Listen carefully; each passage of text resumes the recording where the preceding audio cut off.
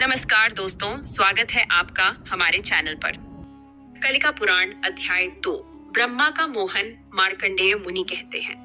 तब सभी मुनि मरीचि और अत्रि आदि ब्रह्मा के मन का भाव जानकर उन्हें उचित नाम देने लगे। दक्ष और अन्य प्रजापतियों ने एक दूसरे के चेहरे देखकर सारा वृत्तांत समझ लिया। उन्होंने कामदेव को रहने का स्थान और उपयुक्त पत्नी दी। फिर मरीचि आदि द्विजों ने नाम निश्चित करके उस पुरुष की स्तुति की। ऋषियों ने कहा, चूंकि तुम ब्रह्मा और हमारे मन को प्रमथित करके उत्पन्न हुए हो, इसलिए तुम मनमथ नाम से संसार में प्रसिद्ध होगे। हे मनोभव, तुम कामरूप हो।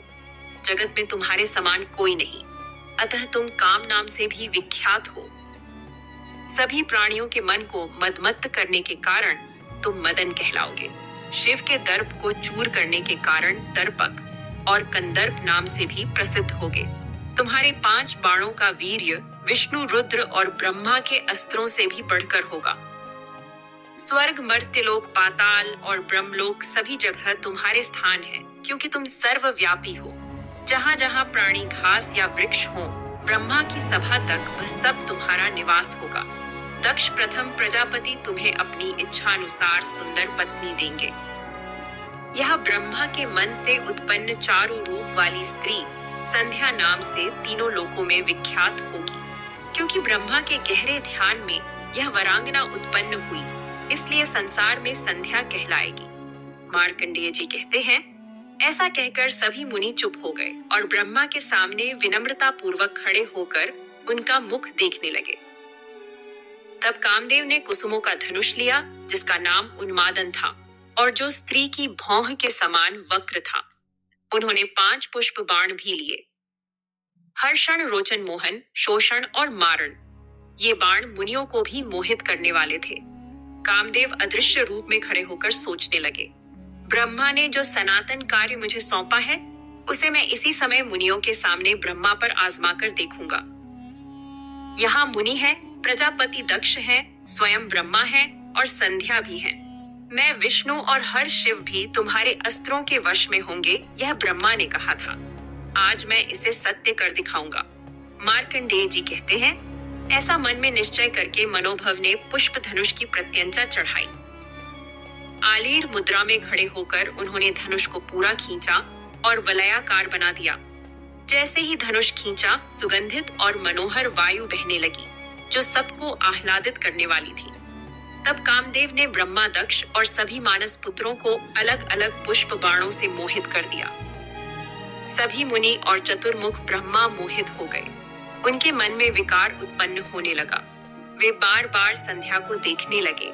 उनके मन में कामभाव बढ़ने लगा, क्योंकि स्त्री काम को बढ़ाने वाली होती है। कामदेव ने बार बार उन्हें मोहित करके उनकी इंद्रियों में विकार उत्पन्न कर दिया। जब ब्रह्मा की उत्तेजित इंद्रियां दिखने लगी और उन्होंने संध्या को देखा, तब संध्या के शरीर से 39 भाव प्रकट हुए। विवोक आदि हाव भाव और 64 कलाएं संध्या के शरीर से निकली, क्योंकि वे कामदेव के बाणों से विद्ध थीं। संध्या उन सब की नजरों में थी। उन्होंने बार बार कटाक्ष, शरीर आधा छिपाना आदि भाव दिखाए।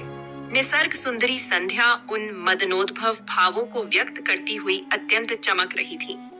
वे सोने की नदी की तरह लहराती हुई प्रतीत हो रही थी। प्रजापति ब्रह्मा भावयुक्त संध्या को देख देख कर कामातुर हो गए। उनका शरीर पसीने से भीग गया और वे उन पर अभिलाषा करने लगे। फिर मरीचि, अत्रि आदि सभी मुनि और दक्ष आदि द्विजों की इंद्रियां विकार युक्त हो गईं। दक्ष, मरीचि आदि और ब्रह्मा को इस दशा में देखकर कामदेव को अपने कार्य पर पूर्ण विश्वास हो गया। वे सोचने लगे, ब्रह्मा ने जो कार्य मुझे सौंपा था, उसे मैं कर सकता हूँ। तभी भगवान शिव आकाश मार्ग से जा रहे थे। उन्होंने ब्रह्मा, दक्ष और मानस पुत्रों को इस अवस्था में देखा तो हंस पड़े और उनका उपहास किया। वे बार बार हंसते हुए साधुवाद देते हुए बोले, अहो ब्राह्मण, तुम्हारी अपनी पुत्री को देखकर कैसे कामभाव जाग उठा। वेदों का पालन करने वाले के लिए यह उचित नहीं। माता के समान पुत्री और पुत्र वधू होती है, यह वेद मार्ग तुम्हारे मुख से निकला था। फिर क्षुद्र काम ने तुम्हें यह सब कैसे भुला दिया। हे चतुर्मुख ब्राह्मण, सारा जगत धैर्य पर टिका है, फिर यह छोटा सा काम तुम्हारा धैर्य कैसे भंग कर सका?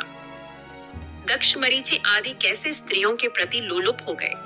वे तो सदा दिव्य ध्यान में रहने वाले थे। यह मंदबुद्धि कामदेव अभी अभी कार्य मिला है, समय का ज्ञान नहीं, फिर भी तुम सबको बाणों का शिकार बना दिया। धिक्कार है उस पर जिसका मन स्त्री के कारण अचानक धैर्य खोकर लोलुपता में डूब जाए।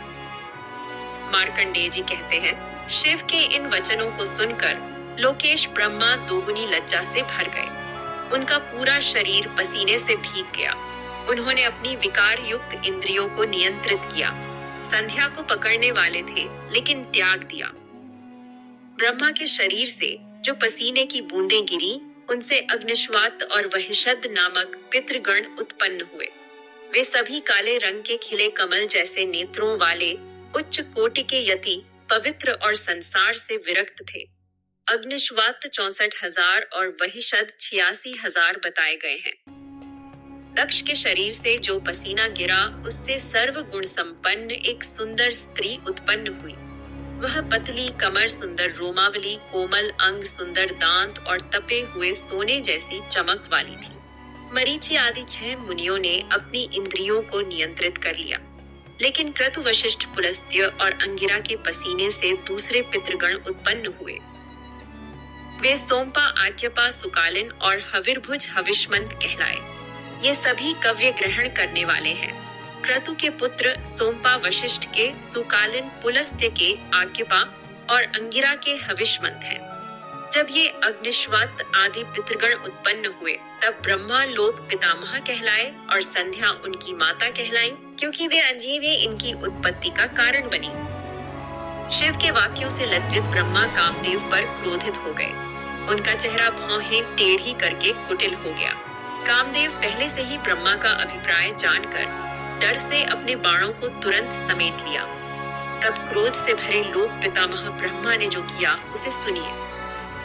इस प्रकार श्री कलिका पुराण में ब्रह्म मोहन नामक द्वितीय अध्याय समाप्त होता है। या चैनल विक्रम आदित्य को सब्सक्राइब कर लें।